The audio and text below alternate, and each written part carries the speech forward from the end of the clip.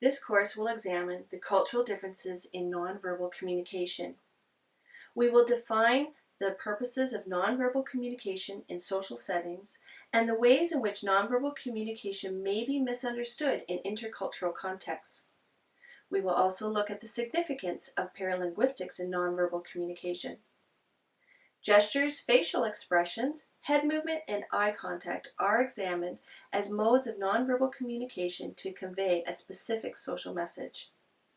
The cultural differences between personal space, posture, physical contact, personal appearance, and displaying emotion are all reviewed to develop an understanding of the subtle dynamics of nonverbal communication.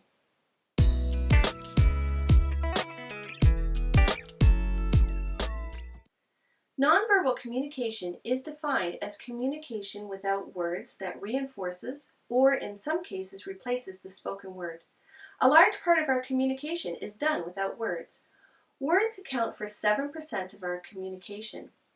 Tone of voice accounts for 38%, and body language accounts for 55%.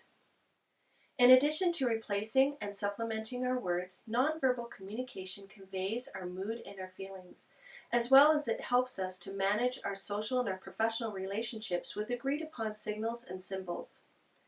Nonverbal communication can help us convey social status, job status, group membership, and personality or appearance. Take a look at the following behaviors and decide which ones fall under nonverbal communication. This can also be found in Section 1 of your handout.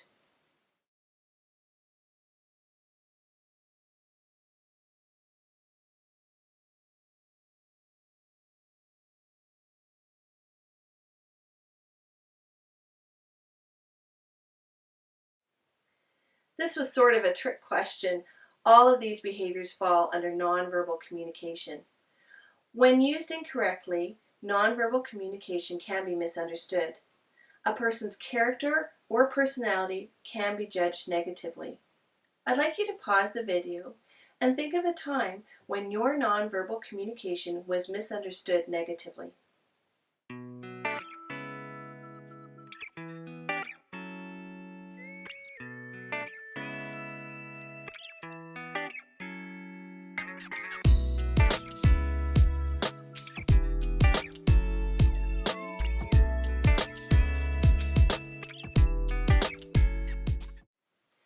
Paralinguistics refers to the changes in the delivery of our speech.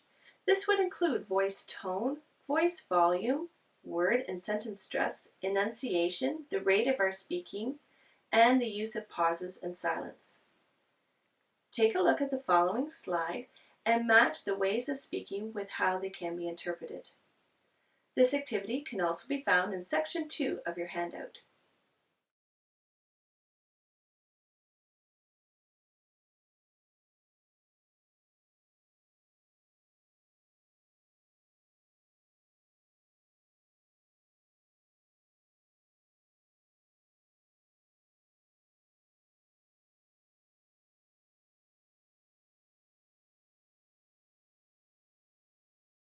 Each of the different ways of speaking can be interpreted differently.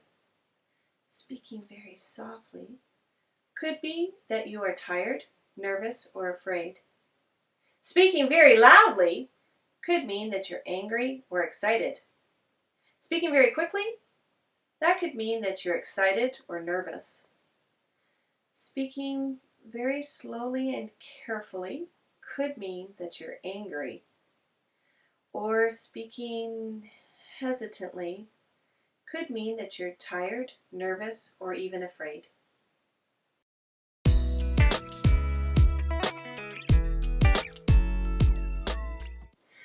Gestures, facial expression, head movement, and eye contact can impact nonverbal communication in a variety of ways. These modes of interaction convey particular messages about a person's comprehension, comfort level, and confidence in social settings. Let's start by taking a look at gestures. Gestures and facial expressions tend to convey emotion, not just specific messages. Particular gestures and facial expressions can be interpreted differently in a North American culture. Let's take a look at the following slide. How could you communicate these messages to someone without talking? Would you use facial expressions, gestures, or both? This activity can be found in section 3 of your handout.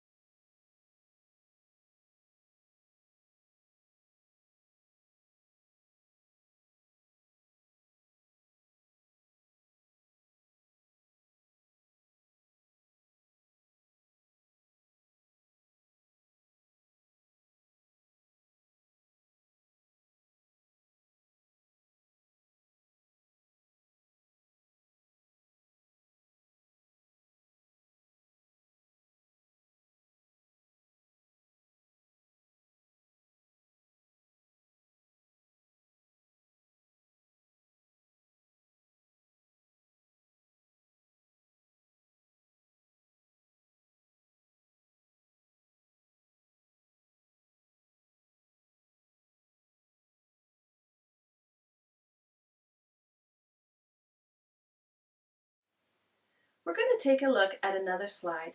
How would you convey these emotions or states using only facial expressions?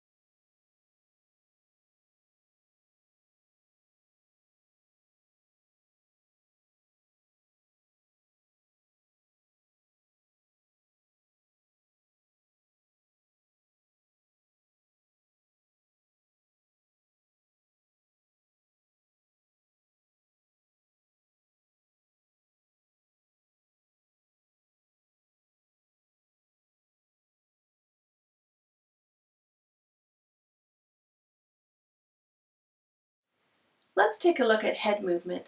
While head movement may be considered a gesture, it's useful to examine the meaning it conveys separately from other gestures. Head movements may convey the meanings of yes, no, interest, rejection, snobbery, distaste, or boredom. The meanings conveyed by different head movements may be different from other cultures. Let's take a look at another slide. How would you convey each of these messages using only head movement? This activity can be found in section 3 of your handout.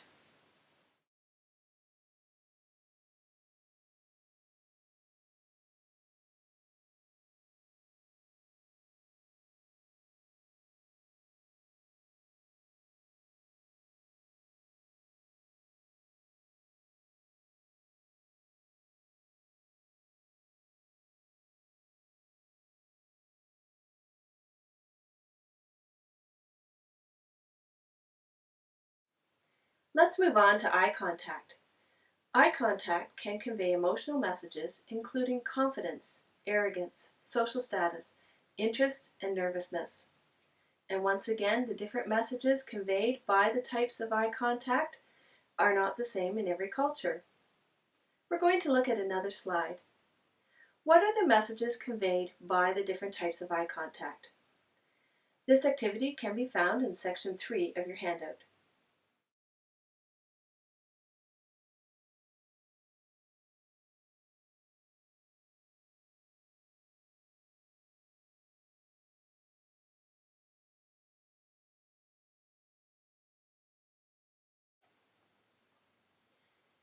Direct eye contact shows attentiveness and respect for the other speaker. Looking over someone's shoulder could mean that you are acting suspicious. Looking at the ground could convey that you lack confidence. Staring could have inappropriate sexual connotations. Shifting your eyes to many different points of contact could mean that you are uncomfortable.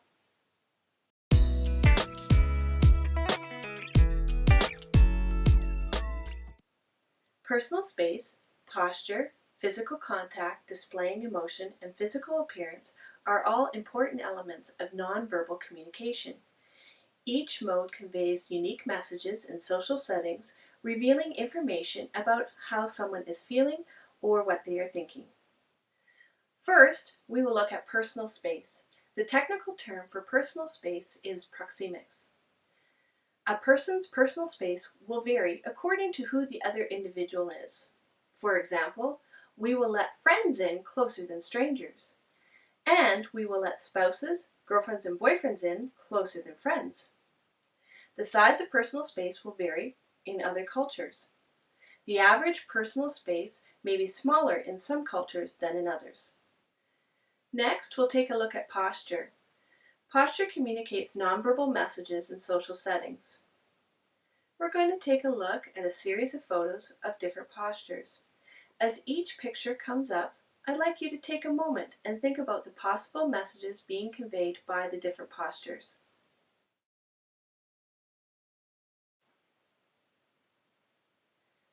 Sitting on the edge of a desk or table could convey the message of being relaxed.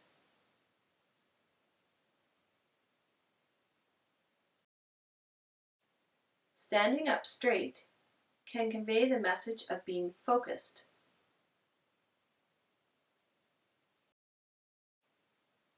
Standing with shoulders hunched over can convey the message of being tired.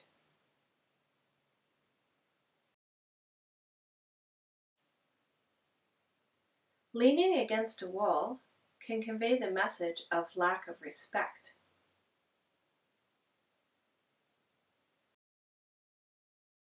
Sitting draped over a chair can convey the message of being very relaxed or informal.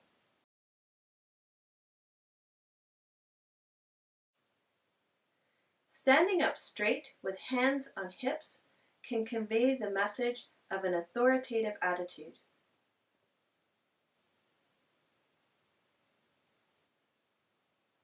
Standing with your weight more on one leg could mean that you are impatient.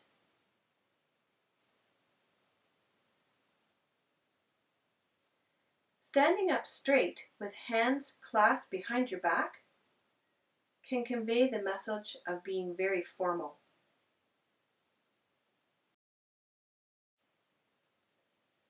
Standing up, leaning forward slightly, conveys the message of paying attention.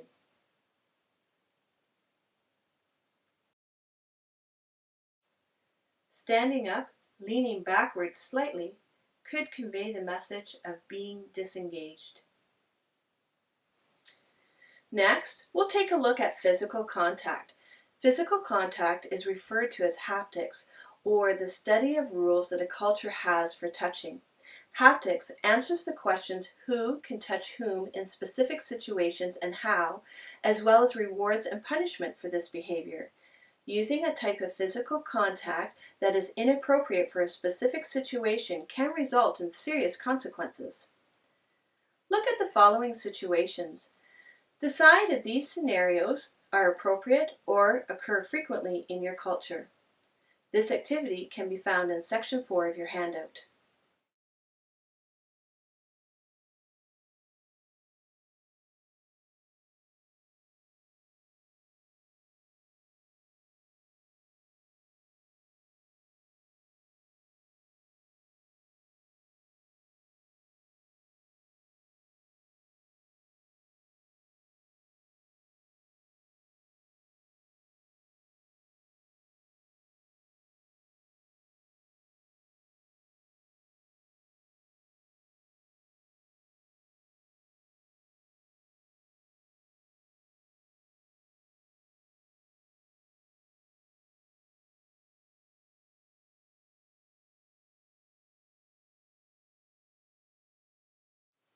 Context and relationships are the most important factors when determining how acceptable an action is.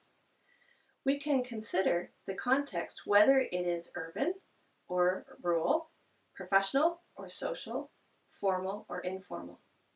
We also can consider how long the pair has known each other, as well as the age of the participants. Next, we'll look at displaying emotion. Another aspect of nonverbal communication, the public display of emotion, can cause similarly serious consequences if not appropriate for the cultural context. While people have different comfort levels of emotional display, there are accepted cultural codes for the display and exchange of emotion in a public domain. Look at the following emotional situations. Decide if these scenarios occur frequently or are acceptable in your culture. This activity can be found in section 4 of your handout.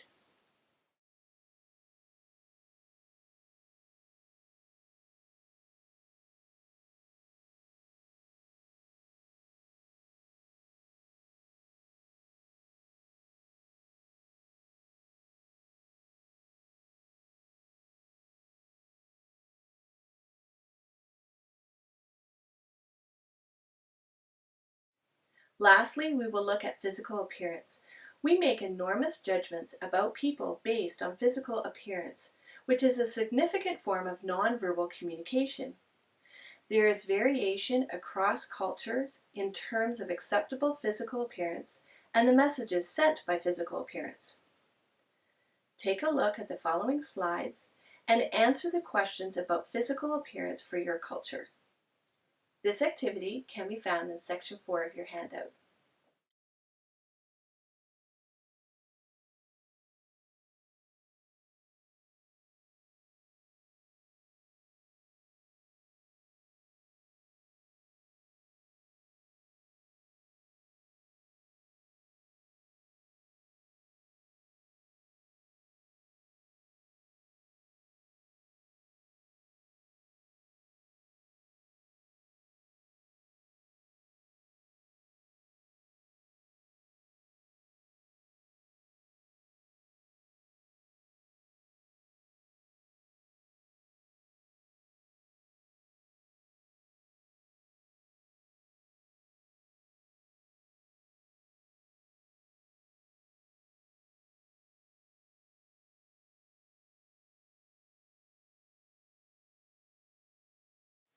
In general, physical appearance is a statement of identity and independence or conformity to a group. You must look at the context and the message that is being perceived. You may intend to send a certain message, but a different message is being perceived.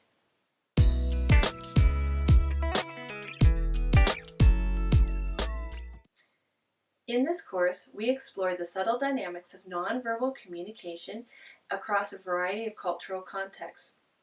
We defined and examined nonverbal communication for the ways that it supplements and replaces the spoken word in social settings, as well as a range of interpretations that it can have in intercultural communication.